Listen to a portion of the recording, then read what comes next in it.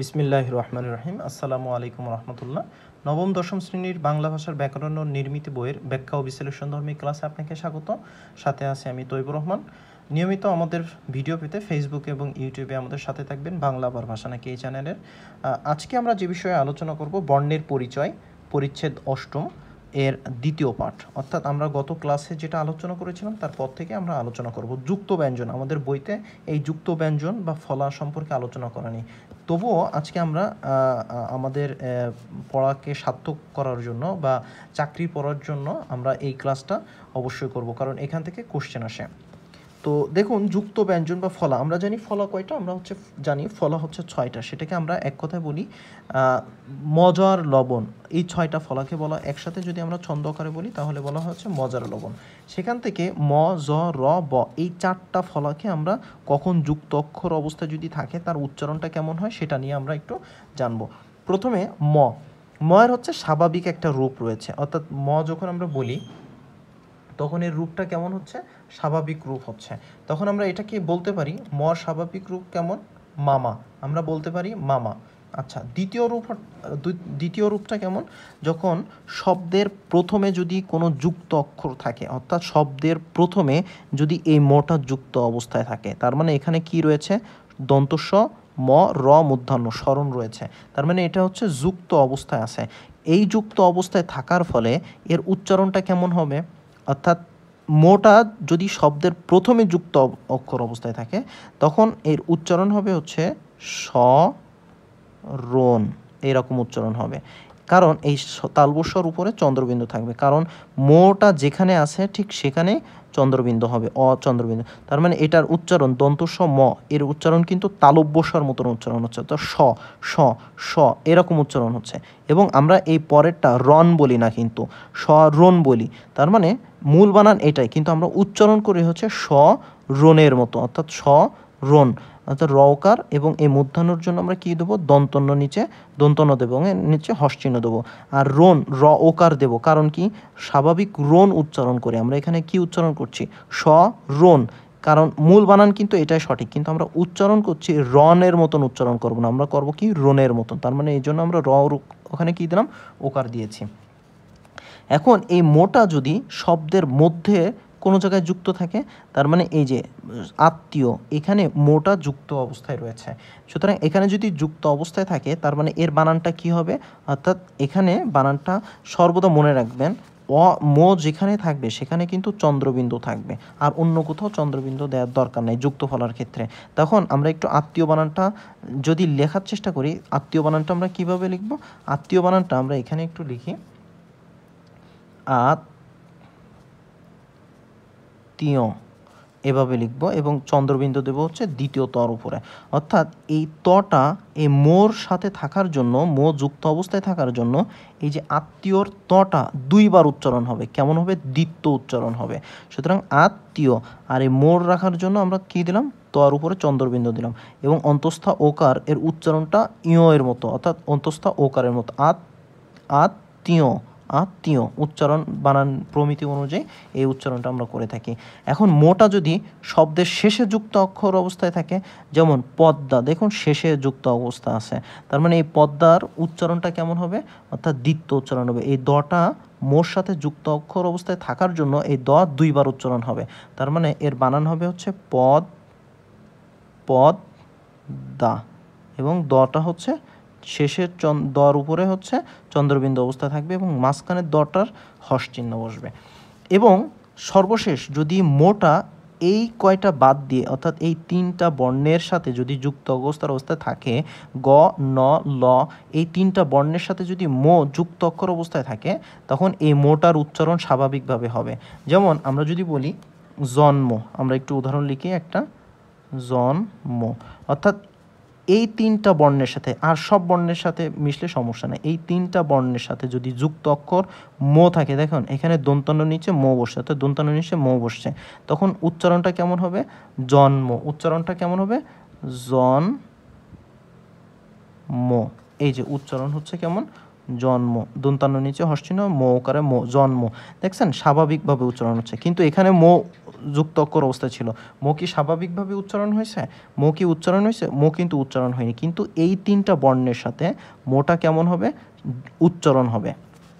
এবং আপনারা গুল্ম বলতে পারেন, এই যে গুল্ম, যদি গয়রস্যু লয়ম, তার মানে এটার উচ্চারণ আসবে। তো আপনারা এই তিনটা নিয়ে একটা উদাহরণ দিয়ে আপনার কমেন্টে উদাহরণ জানাতে পারেন। এবার আসুন জ ফলা নিয়ে।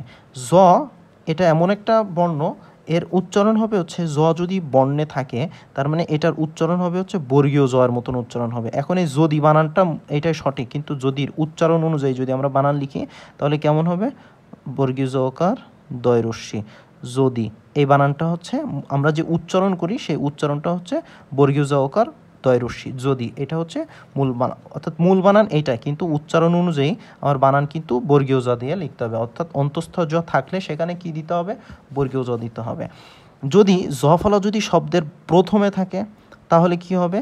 তাহলে স্বাভাবিক উচ্চারণ হবে, অর্থাৎ ব্যথা, এই যে জ ফলার উচ্চারণটা আর স্বাভাবিক উচ্চারণ হবে না, অর্থাৎ এই ব্যথার যেরকম ছিল সেরকমই উচ্চারণ হবে, অর্থাৎ ব্যা বৈজাফলা আকার থ আকার ব্যথা।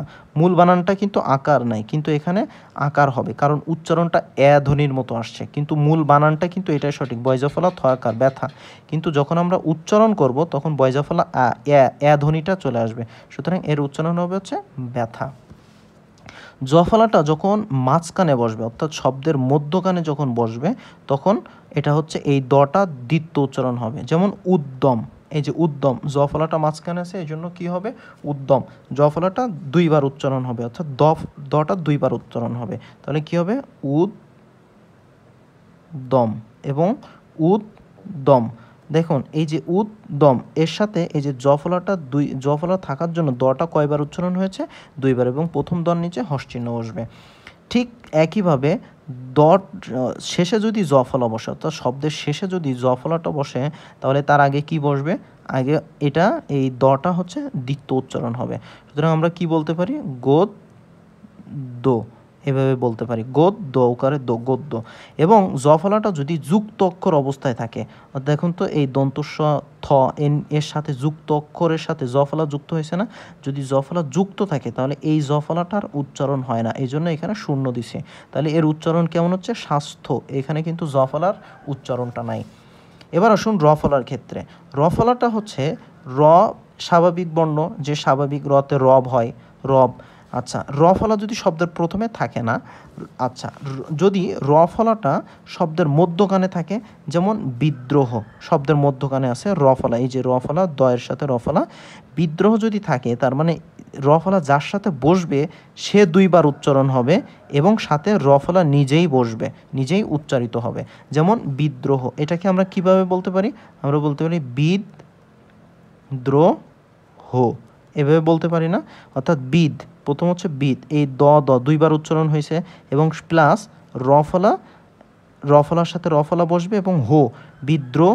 আমরা কি হ বলি? না, আমরা কি বলি? বিদ্রোহ বলি, অর্থাৎ এই জন্য হকারে হো বসছে। এখন এই র ফলা যদি শব্দের শেষের সাথে বসে, যেমন মাত্র, এখানে তার মানে এই যে ত, আমরা এটা বলি মাত্র।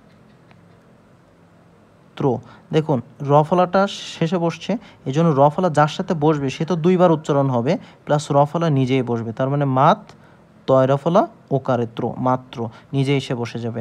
এবং র ফলাটা যদি কোনো যুক্ত অক্ষর অবস্থার সাথে বসে, দেখুন তো দন্তান্ন এবং দ এর সাথে বসছে না, তার মানে কেন্দ্র, অর্থাৎ প্রত্যেকটা স্বাভাবিক উচ্চারণ হবে, দন্তান্ন একবার বসবে, দ একবার বসবে, র একবার বসবে, অর্থাৎ কেন দো রো। দেখছেন কয়েকার কেন দো রো, দেখেন কেন, এই দন্তান্ন একবার বসছে, দ একবার বসছে, র একবার বসছে, কিন্তু অন্য কোথাও কি এরকম বসছে? এরকম কিন্তু বসে নাই। সর্বশেষ ব ফলাটা দেখেন, ব ফলাটা কি রয়েছে? বর স্বাভাবিক বর্ণ হচ্ছে বাবা হয়, স্বাভাবিক বর্ণ উচ্চারণ হচ্ছে বাবা। আচ্ছা, যদি শব্দের প্রথমে ব বসে তাহলে কি হয়? যেমন শ্বশুর, তার মানে কি এই বয়ের উচ্চারণ হচ্ছে, এই বয়ের কিন্তু উচ্চারণ হচ্ছে না। সুতরাং ব কিন্তু দুই ধরনের, আমরা গত ক্লাসে জেনেছিলাম, একটা হচ্ছে বর্গীয় ব, আর একটা হচ্ছে অন্তঃস্থ ব। এই বর্গীয় ব আর অন্তঃস্থ ব এর ভিতর পার্থক্য কী? অর্থাৎ যে বর উচ্চারণ হয় সেটা হচ্ছে বর্গীয় ব। যেমন আমরা লিখলাম আব্বা, দেখুন এই মূল বর সাথে একটা নিচে একটা ব বসছে, যে ব, এই বটাকে বলা হয় হচ্ছে বর্গীয় ব। আর যে বটা উচ্চারণ হয় না, অর্থাৎ শ্বশুর, এই যে বটা লিখছি আমরা, এই শ্বশুরের এই বটা কি উচ্চারণ হয়েছে? ব কিন্তু উচ্চারণ হয়নি, সুতরাং এর নাম হচ্ছে অন্তঃস্থ ব। এখন এই যে ব প্রথমে বসছে, শব্দের প্রথমে, এই যে ব উচ্চারণ হইল না, তখন এটাকে, এর নাম আমরা কিভাবে লিখতে পারি? আমরা লিখতে পারি সুর, এভাবে লিখতে পারি। তালবস্য ওকার তালবস্য রস্যু র এবং হস চিহ্ন বসবে, অর্থাৎ উচ্চারণ দেখেন, তালবস্য ওকারে সুর, তালবস্য রস্যু র, সুর। বফলা যদি মাঝখানে অর্থাৎ শব্দের মধ্যখানে বসে, তাহলে উচ্চারণ কেমন হবে? উচ্চারণ, এই বটা যার সাথে বসছে সে দুইবার উচ্চারণ হবে, অর্থাৎ শ্বাস। দেখুন এই যে দন্তস, এই দন্তসটা কিসের মতন উচ্চারণ হচ্ছে? দন্তস হচ্ছে তালব্যসার মতন উচ্চারণ হচ্ছে, অর্থাৎ শ্বাস, এর উচ্চারণ হচ্ছে শ্বাস, দুইবার। এই বটা কিন্তু উচ্চারণ হয়নি, সুতরাং এই বর নাম হচ্ছে অন্তঃস্থ ব। এবং এই দন্তস্বা কিন্তু দন্তস্ব হবে না, কারণ এই দন্তস্বার উচ্চারণটা কেমন হচ্ছে? উচ্চারণ হচ্ছে তালব্যসার মতো উচ্চারণ হচ্ছে। এবার দেখুন, সর্বশেষ, যদি বফলা যদি শব্দের শেষে কোনো শব্দের সাথে যুক্ত থাকে, বফলা যদি শব্দের শেষে, তাও হচ্ছে দ্বিত্ব উচ্চারণ হবে। দেখুন এটা একেবারে শব্দের শেষে যুক্ত হয়েছে অশ্ব, তখন আমরা এটাকে কি লিখব? এভাবে লিখব, কারণ দুইবার তালবস্য, দুইবার উচ্চারণ হবে, একটা হচ্ছে আর একটা হচ্ছে তালবস্য করে অশ্ব, এইভাবে উচ্চারণ হবে। এবার খেয়াল করুন, আপনাদের সর্বশেষ একটা জিনিস যেটা জানাবো, সেটা হচ্ছে কখন তালব্যস্যা দন্তস্য হবে, কখন দন্তস্যা তালব্যস্য হবে। দেখুন আমরা অনেক সময় দেখে আসছি, যে আমরা একটু এখানে উদাহরণ দেওয়ার চেষ্টা করি। দেখুন আমরা লিখলাম শ্রমিক, আমরা কি লিখলাম? শ্রমিক।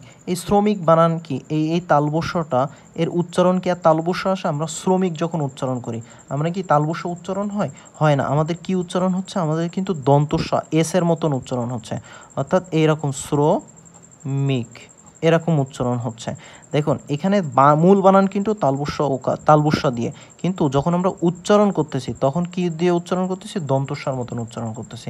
ঠিক একইভাবে যখন আমরা কোনো দন্তস্বকে যখন আমরা বলি, যেমন কোনো দন্তস্ব যে যদি কোনো শব্দ থাকে, সেই শব্দ দিয়ে যদি আমরা কোনো উদাহরণ দেওয়ার চেষ্টা করি, শ্রমিকের যেমন তালবস্য রয়েছে শ্রমিক, তেমন দন্তস্ব দিয়েও অনেক দন্তস্ব রয়েছে, যেটা হচ্ছে উচ্চারণ হবে তালব্যস্যার মতো।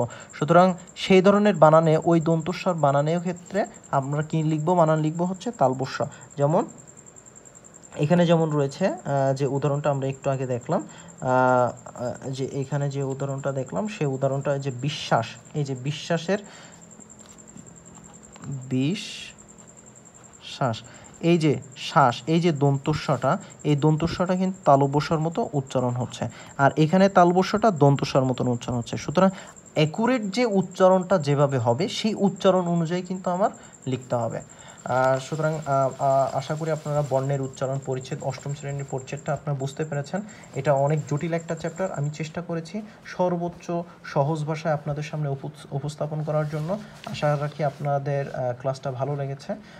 আশা করি সামনের ক্লাসগুলো আরও অনেক চমকপ্রদ হবে। আমরা আগামী যে ক্লাসটা করব সেটা হচ্ছে নবম পরিচ্ছেদ, খুবই গুরুত্বপূর্ণ একটা চ্যাপ্টার, সেটা হলো শব্দ ও পদের গঠন। ক্লাসটা দেখার আমন্ত্রণ রইল। ভালো থাকবেন, সুস্থ থাকবেন। আসসালামু আলাইকুম।